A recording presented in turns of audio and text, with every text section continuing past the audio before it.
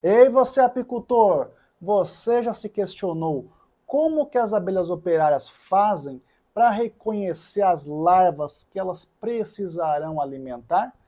Esse é o conteúdo do nosso vídeo de hoje, que foi tirado desse livro aqui, Os Feromônios das Abelhas Sociais. Eu já falei em outro vídeo sobre esse livro, que é um livro muito especial, ele é difícil de ser encontrado, ele é caro, ele é um livro raro. Aqui no Brasil ele custa por volta de R$ 1.600, e com certeza o conteúdo que está aqui daria mais de 25 vídeos aqui para o canal.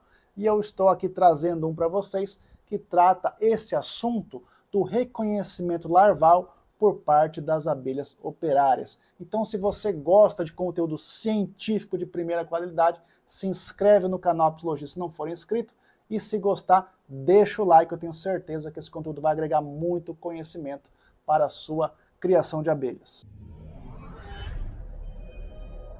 Salve, salve a todos, sejam muito bem-vindos ao canal Apologia. Meu nome é Pedro Santos, eu sou zootecnista de formação com pós-graduação em produção animal, com ênfase em apicultura. E o nosso tema de hoje é embasado nesse livro do John Free, um autor reconhecido mundialmente na área da apicultura, principalmente devido ao seu trabalho com polinização, mas nem por isso ele não estudou outros assuntos que envolvam abelhas. Esse aqui, por exemplo, trata dos feromônios das abelhas sociais, e como aqui falamos basicamente 90% de apicultura, elas são abelhas sociais, vivem em sociedade. Nós temos a rainha, as operárias e os zangões eventualmente. Vocês sabem que uma colônia, para ser considerada saudável, ela precisa apresentar algumas características, como por exemplo, população de média para grande, estoque de alimento em uma quantidade que seja capaz de nutrir aquele enxame durante um período de escassez, um fluxo de néctar e pólen com uma certa frequência, rainha com bom padrão de postura, presença de bastante favo, entre outros fatores aí que compõem esse conjunto que nós chamamos aí de parâmetros da colônia, que vão definir se ela está fraca, regular, forte. E um dos parâmetros mais importantes é o cuidado das operárias para com as crias, pois as crias serão a mão de obra do futuro. Sem as crias saudáveis, dificilmente essa colônia vai conseguir crescer, se manter, produzir e reproduzir. E agora aqui relembrando um pouco da biologia da abelha. Geralmente vocês aprendem por aí que tudo começa a partir de um ovo, certo? E esse ovo tem duração de 3 dias, então ovo com 1 dia, ovo com 2 dias e ovo com 3 dias. Do terceiro para o quarto dia, esse indivíduo deixará de ser ovo, irá virar uma larva. E a fase larval, ela vai durar 5 dias para as fêmeas. Quem são as fêmeas? Rainha e operária. E 6 dias e meio para os machos, que são os zangões. Agora a problemática é como que as operárias fazem para reconhecer algumas características dessa larva. E por que para a abelha operária é importante saber disso? Porque o tipo de alimentação muda dependendo do sexo da larva, o tipo de alimentação muda dependendo da casta da larva, se ela é operária ou é rainha, o tipo de alimentação muda se a larva está no seu estágio inicial de desenvolvimento ou se está no estágio médio ou final de desenvolvimento. A alimentação muda se esta colônia está com abundância de alimento ou com falta de algum nutriente. Até aí parece tudo muito óbvio. Ah, Pedro, é óbvio que se for macho é uma alimentação, se é fêmea é outra alimentação. É óbvio que se for rainha é uma alimentação, se for operária é outra alimentação. Isso aí qualquer sabichão de apicultura sabe. Agora, o X da questão é como que a operária faz para reconhecer essa larva, em que estágio que ela está, que tipo de larva que é. Essa é a problemática desse vídeo, que está respondida aqui nesse livro. E nesse ponto a ciência ela é magnífica, ela é maravilhosa, porque se nós não sabemos algo, nós testamos para tentar descobrir por que aquilo acontece daquele jeito, por que aquilo se formou daquela forma, por que ocorre isso e não aquilo. Então a ciência é fundamental para contribuir para a nossa evolução social, assim como das abelhas. Pessoal, o livro tem algumas figuras, eu vou tirar uma foto, colar e colocar na tela para vocês, para ficar mais nítido e vocês entenderem com mais facilidade o que eu estou falando aqui. Bom, primeiramente o pessoal precisava descobrir se o reconhecimento larval se dava por contato físico ou por odores.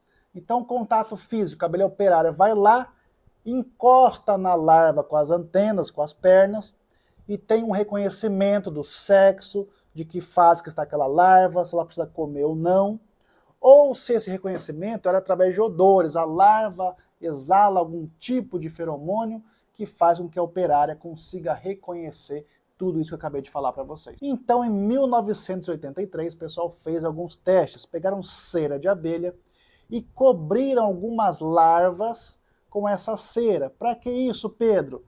Para mascarar o feromônio liberado pela larva, o possível feromônio, e também para dificultar o contato físico da larva com as operárias. E o pessoal descobriu com isso que, no máximo em 2 horas, as larvas que foram cobertas com cera foram completamente rejeitadas pelas operárias.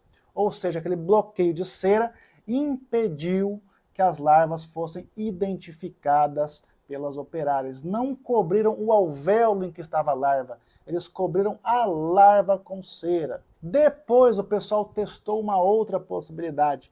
Eles pegaram algumas larvas e lavaram essas larvas com solvente para mascarar o cheiro, o feromônio liberado por essas larvas. E depois devolveram no seu respectivo alvéolo.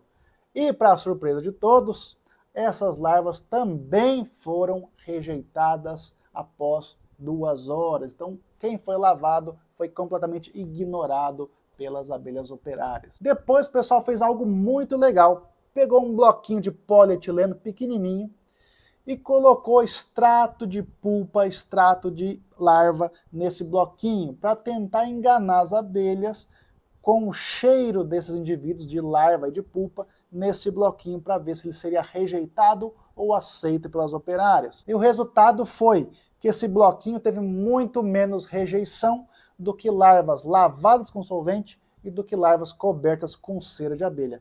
O bloco teve muito mais visitas por parte das operárias. Mas o bloco de polietileno não recebeu alimentação. Assim que as operárias se davam conta que não se tratava de uma larva, elas simplesmente não alimentavam e passavam a ignorar aquele alvéolo. Então, com esses experimentos e mais alguns outros aqui, o pessoal conseguiu descobrir que o alvéolo que está a larva, ele precisa ser inspecionado. É necessário um contato físico para que a operária reconheça aquela larva. Mas também existe uma atração através dos feromônios. Tanto que em colônias que estão com restrição alimentar, o feromônio liberado pela larva é muito mais forte, como se fosse um ato de desespero para chamar a atenção da operária e falar: minha filha, vem me alimentar que eu estou morrendo de fome. Então, primeiramente, a operária sente o feromônio, um odor vindo da larva. Então ela está caminhando pelo favo e fala: opa, à minha esquerda tem algumas larvas passando necessidade, estão com fome. Aí ela vai lá, inspeciona o alvéolo, faz contato físico com essa larva, identifica qual que é o sexo, qual o estágio que está essa larva, está com muita ou pouca fome, e a partir dali vai tentar fazer a nutrição dessa larva. Outra questão relacionada à biologia da abelha é que vocês aprendem geralmente que o zangão, ele é filho somente da rainha, o zangão não tem pai. Então ele tem um conjunto de genes que vem só da mãe. Enquanto as fêmeas, que são rainhas e operárias, têm conjunto de genes da mãe, da rainha, e do pai, que é o zangão. Só que acontecem alguns erros durante a formação do zangão, que pode acontecer de nascer um zangão que nós chamamos de zangão diploide, com 2 conjuntos de genes. E esse zangão diploide, ele não chega a se desenvolver. A hora que as operárias percebem que, opa, essa larva aqui é de um zangão diploide, elas rapidamente eliminam esses indivíduos. Por isso que você nunca vai ver no seu apiário um zangão diploide. Ele chega a se formar na fase larval, mas é rapidamente eliminado pelas operárias. E o pessoal descobriu que essa larva do zangão diploide, ela libera um feromônio que o pessoal batizou de feromônio do canibalismo.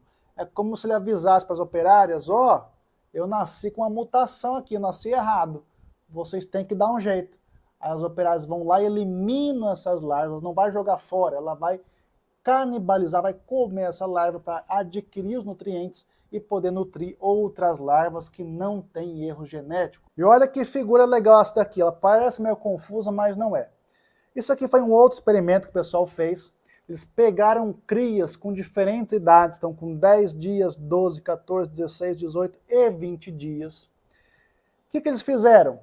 Eles removeram o opérculo, aquela tampinha de cera que recobre a cria, e observaram se essa pulpa seria removida, se seria canibalizada, ou se o opérculo seria reconstruído pelas operárias. E o pessoal observou isso em diferentes horários. Então, 1 hora após a remoção do opérculo, essa linha de baixo aqui, e 3 horas após a remoção do opérculo. Vou falar aqui só da parte das 3 horas, tá? Para não ficar muito longo o vídeo. Então, crias com 10 dias, 3 horas após a remoção do opérculo, 50% apenas tiveram seu opérculo reconstruído. Já crias com 12 dias, 3 horas também, aproximadamente 40% tiveram seu opérculo reconstruído. Já crias com 14 e 16 dias, aproximadamente 70 a 75% tiveram seu opérculo reconstruído. Já crias com 18 e 20 dias, após 3 horas também, mais de 90% tiveram o opérculo reconstruído. Esses números são um pouquinho mais baixos em questão de 1 hora. E provavelmente é mais baixo porque não tinha dado tempo das operárias reconhecerem esse indivíduo que teve um problema ambiental, perdeu o opérculo, isso não é comum acontecer, e não tinha dado tempo ainda de ser reconstruído. E pessoal, tem mais figuras para cá, o capítulo é bem grande, tem bastante informação ainda, mas para não deixar o vídeo muito longo, eu vou parar por aqui. E se você está gostando, deixa aqui nos comentários, Pedro, eu quero a parte 2, que daí eu continuo explicando mais curiosidades para vocês sobre a parte científica que envolve a nossa criação de abelhas. E até a próxima, tchau, tchau!